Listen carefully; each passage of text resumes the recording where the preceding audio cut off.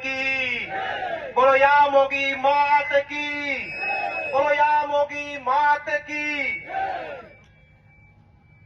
આ ડેડિયાપાડા વિસ્તારમાં આજે જ્યારે યાત્રા આવી છે ત્યારે આ ડેડિયાપાડાની અંદર ઉપસ્થિત તમામ મહાનુભાવો, તમામ વડીલો, તમામ યુવાનો, એ તમામને હું અત્યારે નતમસ્તક વંદન કરું છું ને એટલા માટે નતમસ્તક વંદન કરું છું કે સાહેબ આપ સૌએ તમે આશીર્વાદ આપી અને આ ગુજરાતને એક લડાયક નેતા આપ્યા છે, ચેતરભાઈ વસાવા આપ્યા છે, જેમાં લોકશાહીની આવનારા સમયની અંદર જીત દેખાઈ રહી છે।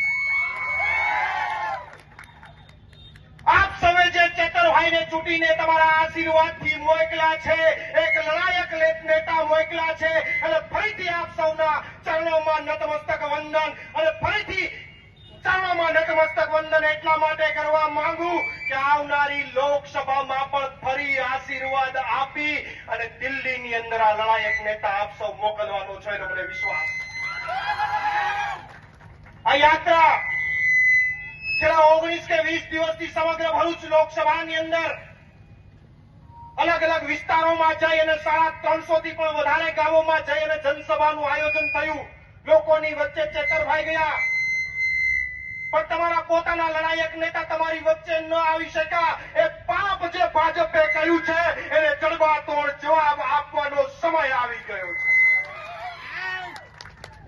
અને સાહેબ તમારા લાડકવાયા નેતા, તમારા માટે હર હંમેશ ઉભા એવા નેતા ને તમારાથી અલગ કરવાનું પાપ જેણે કર્યું છે એને હવે જડબાતોડ જવાબ આપવાનો સમય આવી ગયો છે।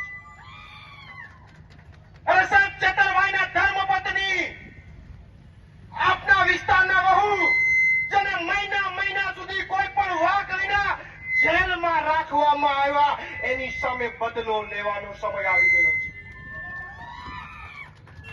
હવે દિવસ રાત મહેનત કરજો, તમારી નીંદને સાઈડમાં મૂકજો, દિવસ રાત મહેનત કરી અને એક પણ વોટ આ ડેડિયાપાડાનો રહી ન જાય અને ચેતરભાઈ વસાવાના ઝાડુના નિશાન ઉપર તમારો મત પડે એવી નમ્ર અપીલ કરવા અમે તમને આવ્યા છે।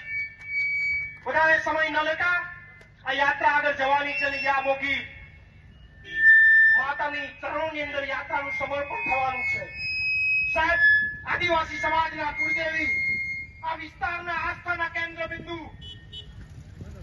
એ યામોગી માત કે જ્યાં આજે ચેતરભાઈ પોતાનો જન્મદિવસ હોવા છતાં પણ ત્યાં માથું ન ટેકવી શકે અને આવું પાપ જેને કર્યું છે એને જડબાતોડ જવાબ આપવાનો સમય આવી ગયો।